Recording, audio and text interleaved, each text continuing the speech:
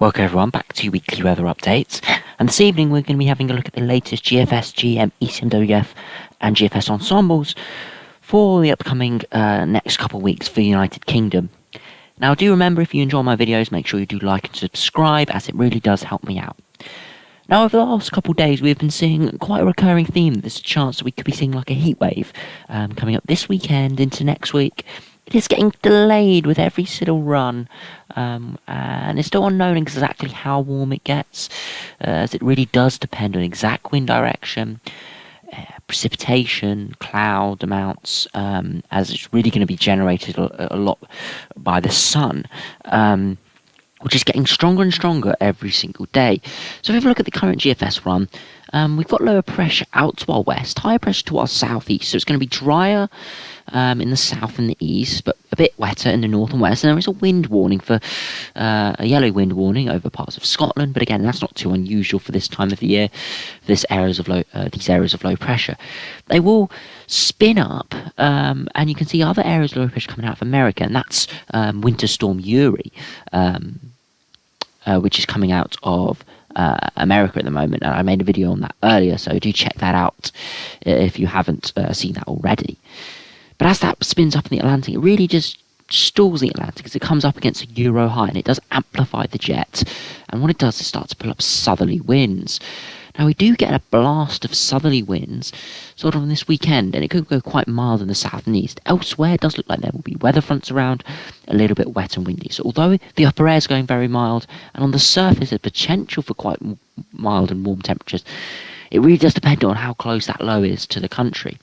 But it does look like, as we head to early next week, a high pressure is going to build up, a big Euro high with southerly winds. And you can see by midweek Wednesday, you've got a 10-degree isotherm over the top of the country, pulling up southerly winds, and it's looking very warm indeed.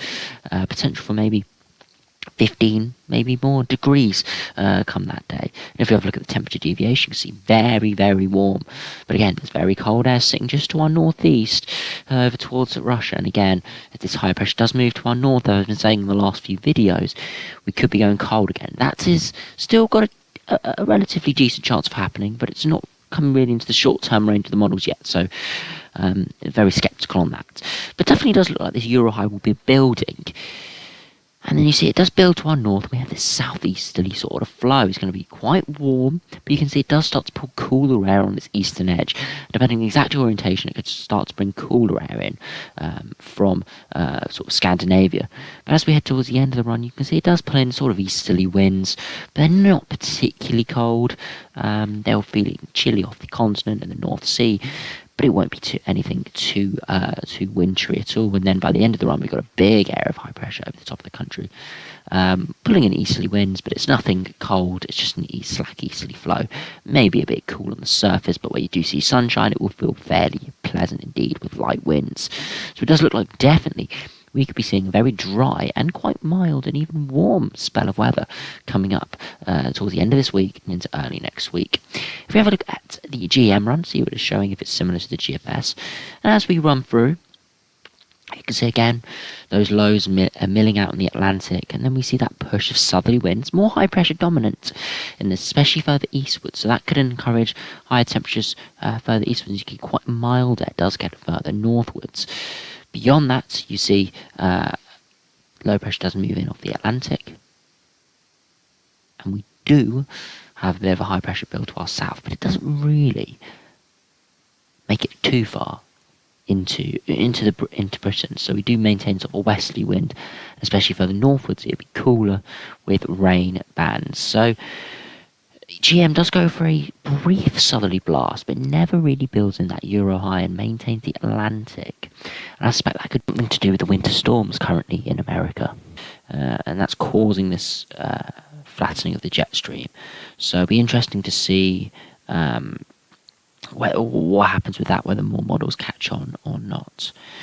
Finally, have a look at the ECMWF. Now, the ECMWF has, again, very similar pattern. We get that southerly push of winds, and we do build up a Euro high, and it does pull up very warm southerly winds, and you can have a look at the temperature deviation, very warm, especially to our east.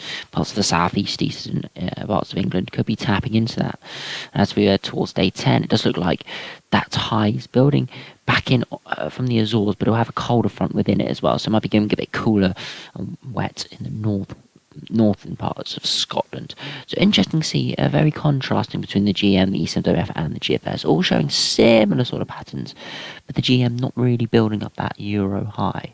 So it would be interesting to see which one really wins out with that. I suspect at the moment I'd more favour the GFS and the ECMWF with that warmer spell of weather. They're being very dry, but it does look on most of the models, maybe apart from that GM, it is looking like we could be seeing quite a dry, and even if it isn't particularly warm, but it'll be fairly pleasant and dry end of February at the moment. Lastly, if we have a look at the GFS ensembles for London, you can see at the moment just above average, feeling quite mild compared to last week. It does drop below or to around average again with a colder front before we do get that build of warmer air.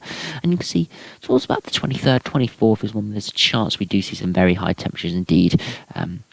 With the temperature getting around 10 degrees above average, and then it does drop down. You see the couple ensemble members going from bitterly cold easterly wind, others not going for anything at all. So it'd be very interesting to see what happens with that, and I'll be really watching what happens towards the end of the run. As there is a decent chance we do start pulling in some very cold easterly winds, but at the moment it's looking very warm and very mild for most of the UK. Further northwards again, still more chances of showers, but again in London in the south is looking a lot drier and quite warm and mild indeed. If you look at the 2 meter temperature, you can see potentially spiking around 15, 16 degrees maybe, and locally with the Fern effect, etc.